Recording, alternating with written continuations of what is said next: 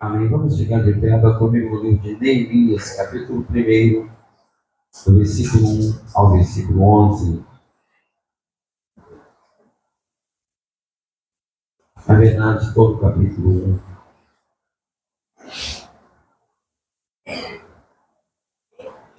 1. Neemias, capítulo 1,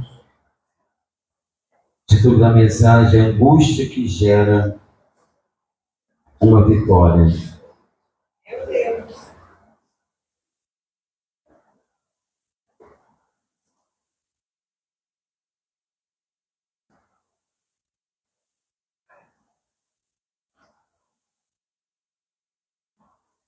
Amém? Diz assim: as palavras de Neemias, filho de Acalias, no ano de Quisleu, no ano 20º, estando eu na cidade de Suzano, veio Anani, um de meus irmãos, com alguns de Judá. Então lhes perguntei pelos judeus que escaparam e não foram levados para o exílio acerca de Jerusalém. Disseram-me: os restantes que não foram levados para o exílio e se acham lá na província estão em grande miséria e desprezo. Os muros de Jerusalém estão derribados e as suas portas queimadas. Tendo eu ouvido essas palavras, assentei-me e chorei, e lamentei por alguns dias. Estive jejuando e orando perante o Deus dos céus. E disse: ah, Senhor, Deus dos céus, Deus grande e temível, que guardas a aliança e a misericórdia para com aqueles que te amam e guardam os teus mandamentos. Estejam, pois, atentos os teus ouvidos e os teus olhos abertos para acudires à oração do teu servo, que hoje faço a tua presença, dia e noite, pelos filhos de Israel, teus servos, e faço confissão pelos pecados dos filhos de Israel, os quais temos cometido contra ti, pois eu e a casa de meu pai temos pecado. Temos procedido de todo corruptamente contra ti, não temos guardado os mandamentos, nem os estatutos, nem os juízos que ordenaste a Moisés, teu servo. Lembra-te da palavra que ordenaste a Moisés, teu servo, dizendo: se transgredistes, eu vos espalharei por entre os povos. Mas se vos converterdes a mim e guardardes os meus mandamentos e os cumprirdes, então, ainda que os vossos rejeitados estejam pelas extremidades do céu, de lá os ajuntarei e os trarei para o lugar que tenho escolhido para lhe fazer habitar o meu nome. Estes ainda são teus servos e o teu povo que resgataste com teu grande poder e com a tua poderosa mão. Ah, Senhor, estejam, pois, atentos os teus ouvidos à oração do teu servo e à oração dos teus servos que se agradam de temer o teu nome. Concede que me seja bem sucedido hoje o teu servo e dá-me mercê perante este homem. Neste tempo eu era copeiro do rei. Vamos orar. Senhor, obrigado, Senhor, pela leitura da tua palavra. Me coloco agora em tuas mãos, Espírito Santo. Fala, Espírito Santo, a cada coração de forma pessoal, de forma direta. A tua palavra é viva e eficaz. Queremos viver o poder dessa palavra. Que a tua palavra possa alcançar o nosso interior, o nosso espírito. Possa invadir o nosso coração, fazendo mudanças, trazendo princípios, ensinamentos, conforto, Pai, exortação. Espírito Santo, fala a cada um de nós conforme a tua vontade. Eu me coloco em tuas mãos.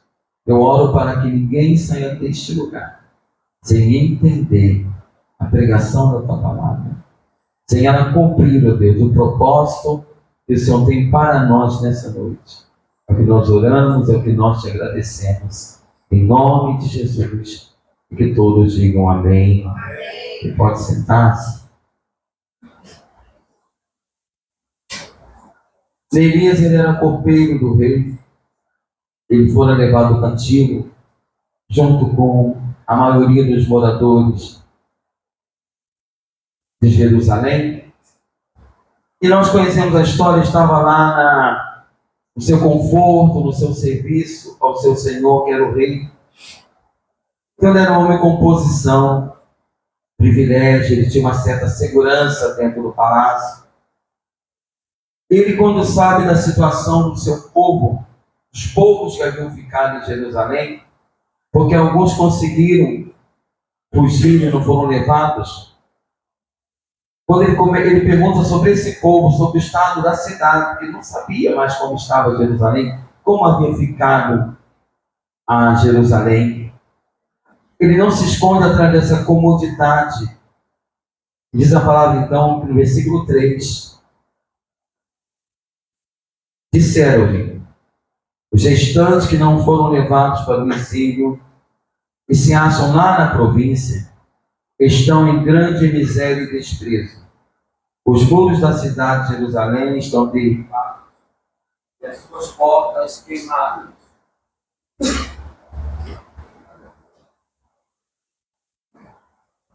Ele tem essa notícia e podemos perceber então que essa notícia traz para ele uma grande angústia. Ele chora, ele jejua, ele ora. E dessa dor profunda, dessa angústia que vamos falar nessa noite, foi gerada uma grande vitória. Foi gerada uma mudança. Às vezes as nossas angústias nós não sabemos como lidar com elas. O que fazer com uma dor? E nós perdemos o propósito que Deus tem para cada uma delas. Ele era copeiro do rei, uma posição de confiança. Ele recebe uma notícia e ele não responde com indiferença. Irmãos, Deus espera, Deus aguarda que a sua igreja na terra não haja com indiferença com as coisas que acontecem lá fora. Que a igreja se preocupe, ore, jejue, chore até por famílias que estão sendo destruídas, por jovens que estão nos vícios, por crianças que estão sofrendo maltratos. Mas parece que às vezes na maioria das igrejas nós estamos presos em quatro paredes e não estamos observando o que está ao nosso redor. Nós estamos muitas das vezes acomodados. Talvez muitos de nós, se fôssemos Neemias, quando chegasse, por que Neemias foi perguntar? Por que às vezes você fica sabendo de tanta tragédia? Para você orar. É para você interceder, é para você clamar. Para que Neemias foi perguntar? Como é que está lá Jerusalém os que conseguiram fugir? Os que não vieram cativos? O que Neemias esperava ouvir? Nós não sabemos. Ele queria uma notícia. E ele ouve a pior notícia possível. Jerusalém agora é uma cidade sem muros. É uma cidade com portas queimadas. Toda Jerusalém havia sido destruída. E se fosse muitos de nós, vou voltar para o meu palácio. E não fazemos nada. Não fazemos nada. Neemias então ele diz, olha, como é que estão? E a reação dele, ele pôde entender que a ruína de Jerusalém não era apenas um fato geográfico, era algo que movia o coração de Deus. Podemos pensar que Neemias começa a imaginar, Deus, como é que teu coração está vendo a cidade santa, Jerusalém, totalmente derrubada? Como é que o coração de Deus está, irmãos, quando olhou para Sodoma e Gomorra e viu tanta imoralidade, tanta violência? E agora você vê que a ruína de Jerusalém não era apenas geográfica, era uma ferida no coração de Deus. Mas no versículo 4 nos diz, tendo eu ouvido estas palavras, assentei e chorei, lamentei por alguns dias, e estive jejuando e orando perante o Deus dos céus. Neemias não apenas ouviu a notícia, ele sentiu profundamente o estado de Jerusalém. Ele começa a ter uma angústia que o levaria para uma mudança, um chamado ministerial. A palavra que chorar, um choro profundo, descontrolado, que vem das entranhas. Isso é mais do que uma fraqueza emocional, irmãos. Isso é sensibilidade espiritual. Deus quer uma igreja que tenha sensibilidade espiritual. Que você chore até por quem você não conhece. Que você chore por pessoas que Deus colocar no teu coração para orar. Que você busque a Deus, que você clame por pessoas que você nunca viu e nunca verá, mas que vai tocar no teu coração. Deus quer levantar na terra uma igreja intercessora, uma igreja tapadora de brecha. Aqui Neemias não estava nesse quadro de desgraça, mas ele se coloca. Ele chora porque ele tinha sensibilidade pelo próximo. Ele sabia da necessidade. A verdadeira espiritualidade, irmão, não nos tira angústia. O sofrimento nos santifica. Quando você se importa com o que Deus se importa, a sua angústia é um sinal de vida espiritual. Só o vivo espiritualmente ativo no mundo espiritual é que vai sentir a dor do outro. Só um homem e uma mulher no altar de Deus é que vai sentir a dor do seu próximo, vai sentir a dor do perdido lá fora. Então, se você não sente nenhuma sensibilidade, me perdoe a redundância, se você não tem uma sensibilidade para as necessidades do mundo lá fora, para aquele que está dentro da tua casa e ainda não conhece a Jesus, para aqueles que estão no teu trabalho e ainda não aceitaram Jesus ainda, você precisa buscar urgentemente, porque a indiferença é um sinal de morte espiritual. Volta e meia você vai encontrar na palavra. Vendo Jesus as multidões, vendo Jesus a multidão, vendo Jesus a multidão, ei, Jesus era uma pessoa que olhava para as multidões. Você não pode ficar inerte. Deus não quer que você fique a parte de tudo. Essa angústia de Neemias, quando ele soube a situação, não o paralisou. Ela o preparou.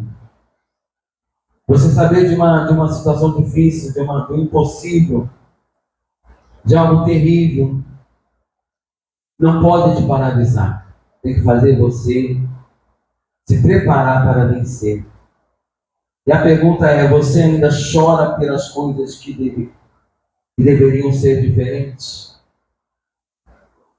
Você chora? Ou você pensa que cada um cuida da sua vida? Ou você pensa que você não está enquadrado no quadro? Não, tua família está bem, graças a Deus. Trabalho está bem, graças a Deus. Saúde está bem, graças a Deus. Você ainda chora pelas coisas que deveriam ser diferentes. Você é um inconformado. Como nos dizem Romanos, não vos conformeis com este século, mas transformai-vos pela renovação da vossa mente.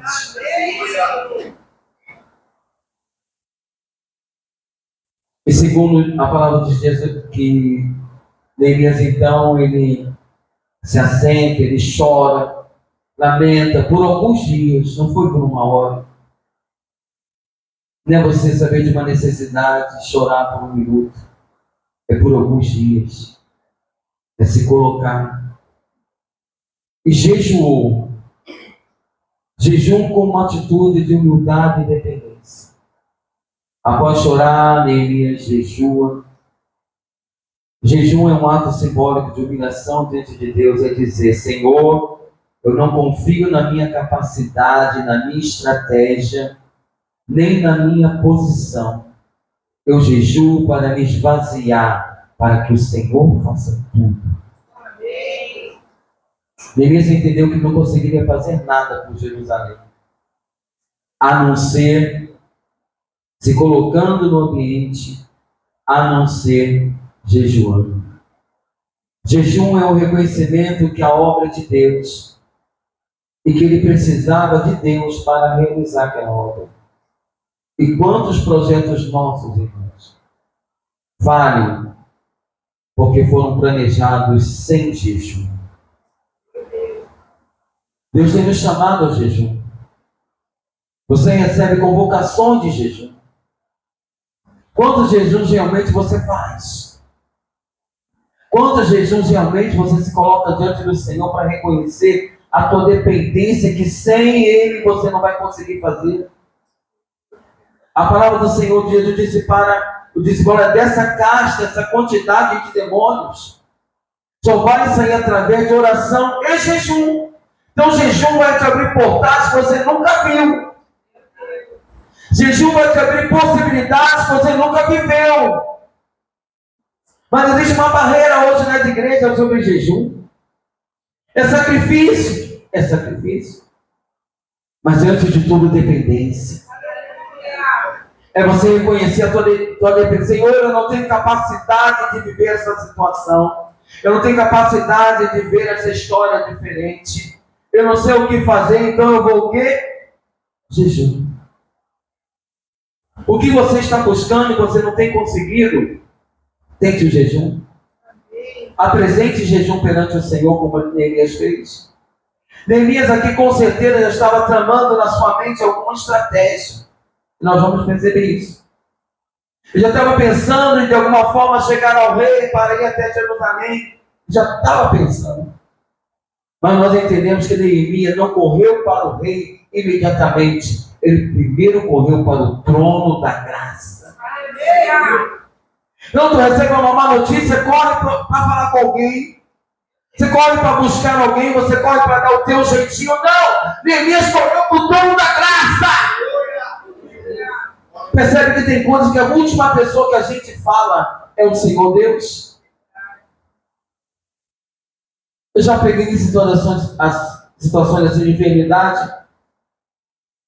E Débora pergunta: mas você já orou?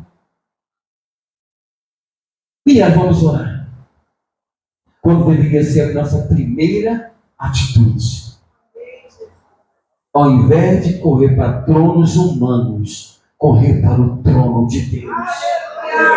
Ao invés de buscar conselhos humanos, buscar conselho em Deus. A primeira coisa que Neemias pensou: veio a angústia, o que é que eu vou fazer por Jerusalém? Eu não vou primeiro no rei, eu vou primeiro ao trono da graça. E aí depois você vai tomar as atitudes, as providências necessárias. Mas primeiro é o trono. Primeiro é falar com meu Deus, primeiro é jejuar o meu Deus, primeiro é orar, primeiro é buscar a vontade do meu Deus. Como isso muda, irmãos, o teu momento de angústia. Como isso muda uma má notícia como essa. Uma péssima notícia como essa. Como muda. O jejum é um momento em que você vai dizer para Deus: eu não quero apenas resolver esse problema. Eu quero que o Senhor seja glorificado nessa situação. Eu quero te incluir, Deus, através do jejum nessa situação, para que a glória seja tua. Eu quero te colocar nessa minha angústia, para que o louvor e a glória sejam teus. É isso que Neemias está fazendo. E aqui também nós vemos versículo 5. A oração que Neemias faz.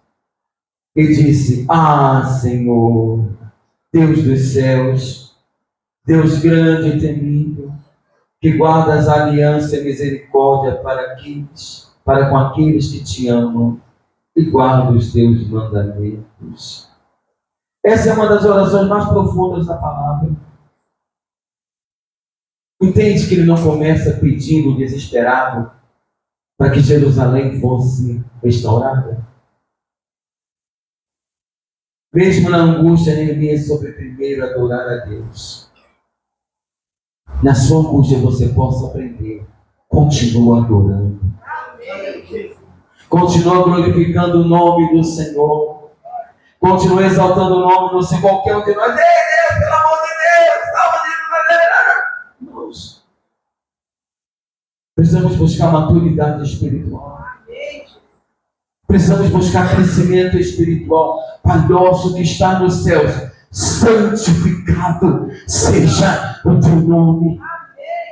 Antes de pedir, eu vou exaltar. Antes de pedir, eu vou agradecer. Eu vou honrar. Ah, Senhor, Deus dos céus, Deus grande, Deus temível. Ele não começa com pedidos, mas com adoração. Você consegue adorar diante de uma angústia como essa? Você consegue cantar um hino, te louvarei, não importa as circunstâncias. Te adorarei. Não importa o que esteja acontecendo, o Senhor é Deus. O Senhor é digno de todo louvor e toda glória. Ele lembra quem Deus é. Primeira coisa, a sua angústia, lembre-se de quem é o seu Deus. Lembre-se do poder que o teu Deus tem. Do que Deus já fez, do que Deus faz, do que Deus ainda vai fazer. A oração verdadeira não é uma lista de desejos, mas um encontro com a santidade de Deus. Já pensou nisso? Não é uma lista de desejos, é o encontro com a santidade do Senhor. Neemias, nós entendemos que ele aqui se coloca não para orar por ele mesmo, mas ele ora pelo povo, por Jerusalém. Ele se coloca como intercessor. Neemias estava diante do rei terreno, mas a sua verdadeira audiência que ele precisava era com o rei eterno. Ele estava servindo a um rei humano, mas ele entendia que ele precisava no trono do Deus todo eterno. Então ele ora, olha, lembra-te da palavra que ordenaste a Moisés. Ele apela, ele chama pela fidelidade de Deus. Ele não duvidou, mas ele lembrou a Deus da sua própria promessa. Você sabe orar conforme as promessas de Deus? É você orar pela palavra, é você orar mediante a palavra, conforme a palavra. Deus, a tua palavra me diz isso. Você procura um versículo, você busca um versículo e ora pela tua necessidade, conforme a palavra. Não para lembrar a Deus da palavra, mas para fortalecer a tua fé. Deus, eu oro por cura de enfermidade, porque a tua palavra me diz, Isaías 53, que o Senhor já levou sobre si todas as minhas enfermidades. Amém. Você não está informando para Deus porque foi o próprio Deus que falou. Mas você está fortalecendo a tua fé, fortalecendo o teu coração através da palavra. Isso que Neemias fez. Orar com base na palavra de Deus, não nas nossas emoções. Emoções, irmãos, são passageiras. Precisamos orar de forma espiritual, conforme a palavra. Em cima de versículos bíblicos, em cima de promessas, em cima de palavras, e você vai ver o efeito que vai ter a sua oração. Diz a palavra que ele orou, jejuou por alguns dias. Isso é o que? Intensidade espiritual. Você quer ver uma Jerusalém restaurada, reconstruída? Mas você não quer orar e jejuar por alguns dias. O máximo um dia. O máximo 2. 3. Mais alguns. Mas a verdade é que quando nós desejamos algo que realmente está no nosso coração, você não consegue parar de orar. Se o Senhor Deus colocar um propósito no teu coração, é para você orar. Quantos dias forem necessários, até você ver se acontecer. Até você ver acontecer aquilo que Deus te falou. E a pergunta é: você ainda intercede pela sua família? Ou você parou de orar? Você intercede pela sua igreja? Quantas vezes você dobrou o joelho para orar pelos irmãos? Para se colocar diante do Senhor, você começar a trazer na tua mente pessoas. Você não sabe nem o que o irmão está passando, o que a pessoa está passando, mas Deus sabe. Você tem esse tempo com Deus? Você tem esse tempo para dobrar os teus joelhos e orar pela saúde espiritual de todo o corpo de Cristo? Pela obra de Deus? Pelos fracos, pelos doentes, pelos desanimados? Orar por um avivamento, orar por uma mudança, orar por um despertar, orar pelo explodir da palavra de Deus. Você tem orado nesse sentido? Você tem orado pela sua cidade, Belfor Roxo? Você conhece alguém? Eu quero te desafiar, que você colocou um propósito, essa pessoa vai ser salva em nome de Jesus. E você vai guerrear, você vai pelejar e vai ver Deus salvando essa pessoa. Deus quer te usar para libertar pessoas. Eu vi uma pessoa que você nunca falou, você vê na rua, constantemente. Você vai colocar essa pessoa no altar de Deus todos os dias. Senhor, salva, Senhor, liberta, Senhor, faz a obra, Senhor, toma aquela família, toma aquele vizinho, toma aquele colega, toma aquele irmão. Ei, Deus vai te usar. Ninguém vai saber, ninguém vai ver, e não precisa.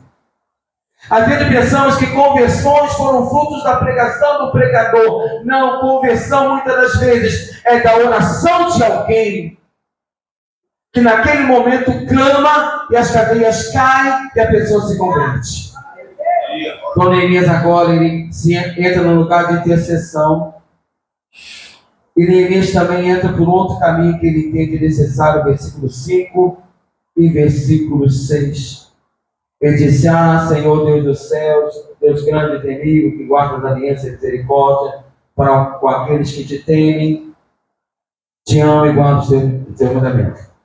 Estejam, pois, atentos os teus ouvidos e os teus olhos abertos, para acudires à oração do teu servo, que hoje faço a tua presença, de noite, pelos filhos de Israel, teus servos. E faço confissão pelos pecados dos filhos de Israel, os quais temos cometido contra ti, pois eu e a casa de meu pai temos pecado. Ele não apenas orou, ele confessou pecado. Ele não disse: olha, Jerusalém merece ser construído. Às vezes queremos dizer que nós merecemos uma bênção. Não, irmãos, a verdadeira oração vem com confissão. Deus, os moradores de Jerusalém, eu, a casa do meu pai, nós temos pecado, nós precisamos de misericórdia. Precisamos assumir a nossa parte. Precisamos reconhecer a nossa responsabilidade. Tem lutas que você passa porque são provações espirituais, mas tem lutas que foi você que procurou. É fruto da tua desobediência. É fruto de escolhas erradas, de decisões erradas. É colheita. Isso é na minha vida e na tua vida. Então Neemias aqui ele entra nesse ambiente de confessar, não apenas de dizer: desculpa, Senhor, o teu povo, o que aconteceu? Tem gente que se faz de desentendida. Como melhor seria reconhecer o pecado e pedir misericórdia a Deus. Quando melhor seria rasgar o coração e não as mentes e dizer: Senhor, eu sei porque eu estou nesse processo, eu sei porque essa porta está fechada, eu sei porque essa bênção não chega. Deus, tem misericórdia de mim, eu pequei, eu me arrependo. Aí você abre o caminho para Deus agir. Mas isso é raro hoje, irmãos. Nós vivemos numa cultura de justificativas. Todo mundo quer justificar pecado. Todo mundo quer dar motivo porque pecou. Todo mundo quer achar um Adão, uma Eva para culpar, melhor dizendo.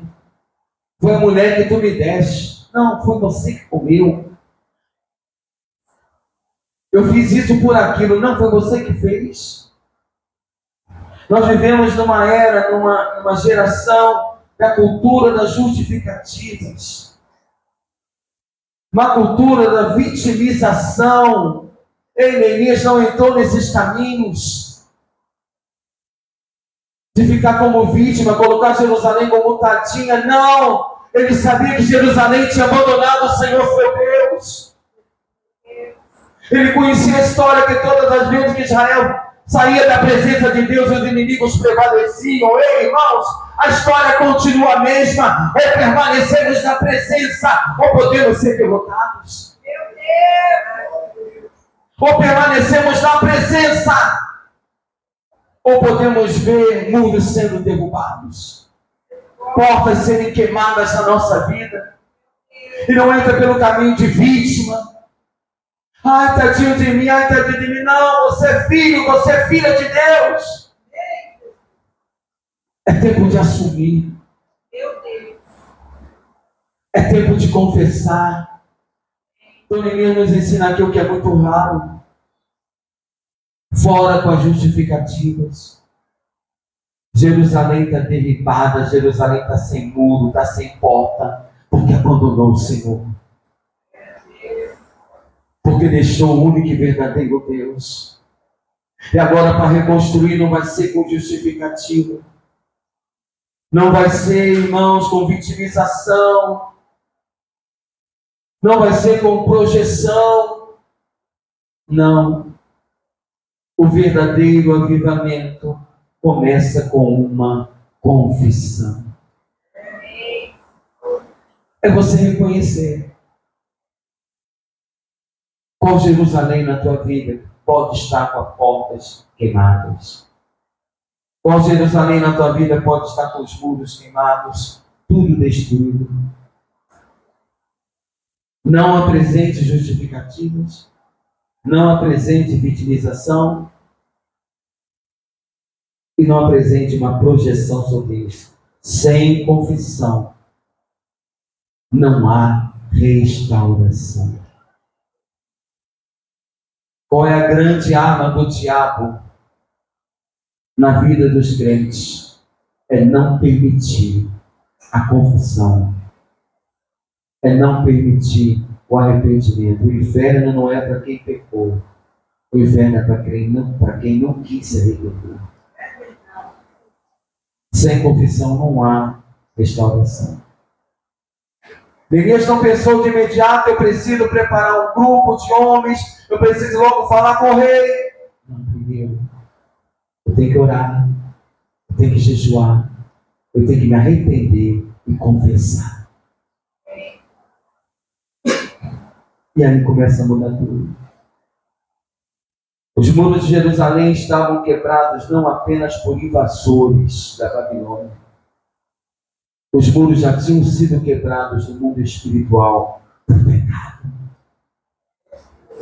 Às vezes temos uma aparência de Jerusalém fortalecida, mas o coração já foi derrubado por pecado.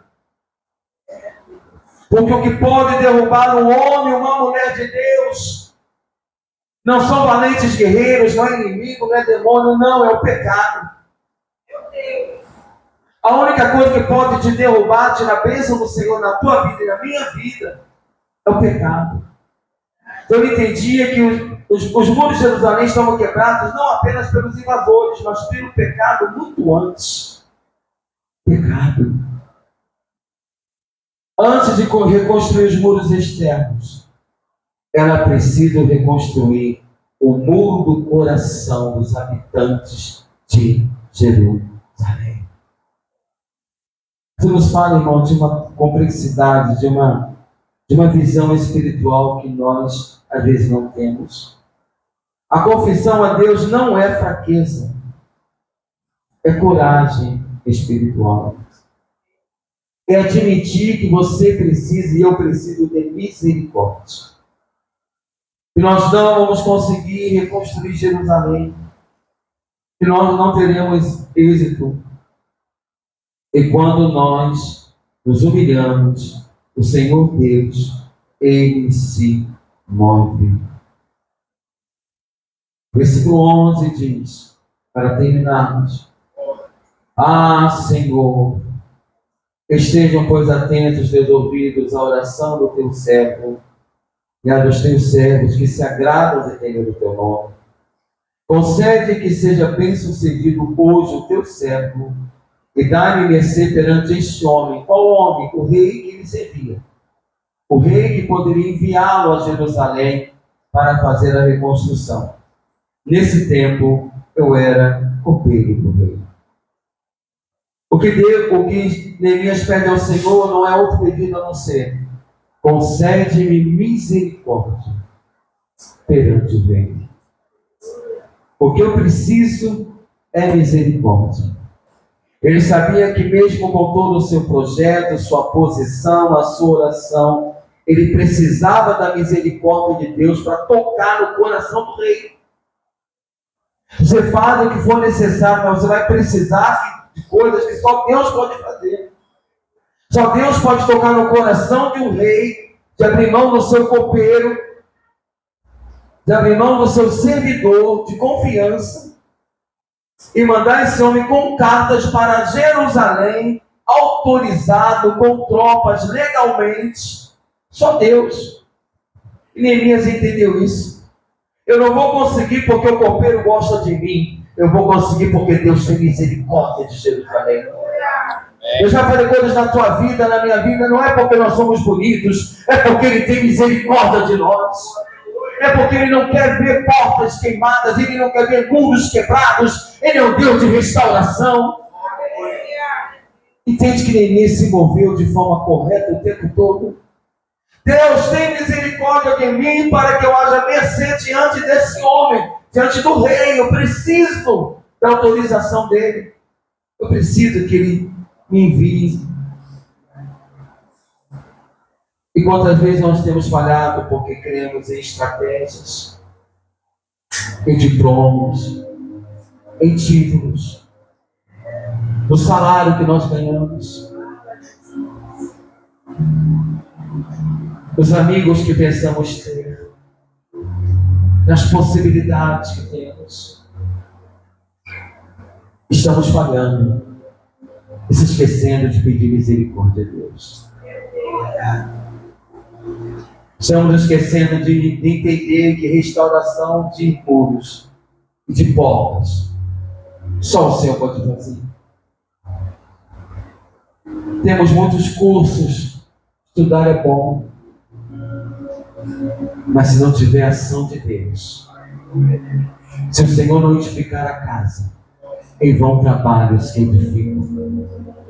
Se o Senhor não guardar a cidade, se você pode colocar câmeras na tua casa inteira, amém.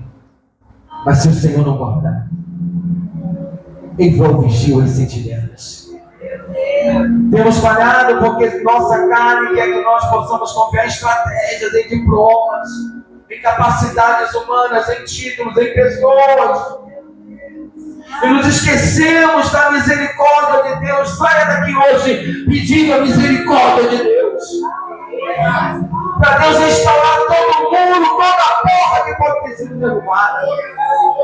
Mas é Ele que vai restaurar. Você é o Neemias que Deus quer usar, mas entra pelos caminhos que Neemias entrou. Oração, jejum, arrependimento, confissão. E agora pedido de misericórdia. Ele não disse: Deus, agora eu vou falar com o rei, porque eu sei que o rei gosta de mim. E o rei realmente gostava de Neemias. Tanto é que quando o rei olha para Neemias, diz: você está triste hoje. Então o rei tinha alguma intimidade com Neemias. Mas ele disse: Senhor, não vai ser pela intimidade que eu tenho com o rei. Não vai ser porque o rei gosta de mim. Me dá a tua misericórdia. Me dá a tua graça para eu falar com o rei. E aí eu vou poder ir e ter vitória. E nós vemos no versículo 8. Neemias 2:8 diz assim, para terminarmos: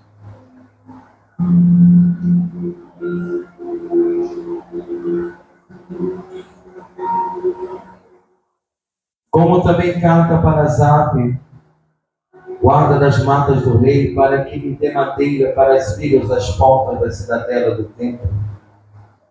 para os muros da cidade e para a casa que deveria elogiar. E o rei mais deu, porque a boa mão do meu Deus era comigo. Você está entendendo? Neemias não disse: olha, o rei. Irmãos, o rei providenciou madeiras, até material para reconstrução. O rei providenciou aqui, pelo que está escrito, material para a casa que Neemias ia ficar lá, porque estava tudo destruído. Ou seja, além de Neemias sair com a missão, debaixo de bênção, debaixo da autoridade do rei, ele sai com providência. Eu quero profetizar que além da bênção, você vai ter providência. Deus vai preparar tudo para você. Se você deseja a restauração de portas, de muros, Deus não só vai fazer, como vai te dar providência para você fazer. Neemias não tinha nada, e agora ele tinha tudo. E aí ele não diz: oh, o meu rei é tão bom, que me deu tudo. Ele pensou, ele me deu cartas,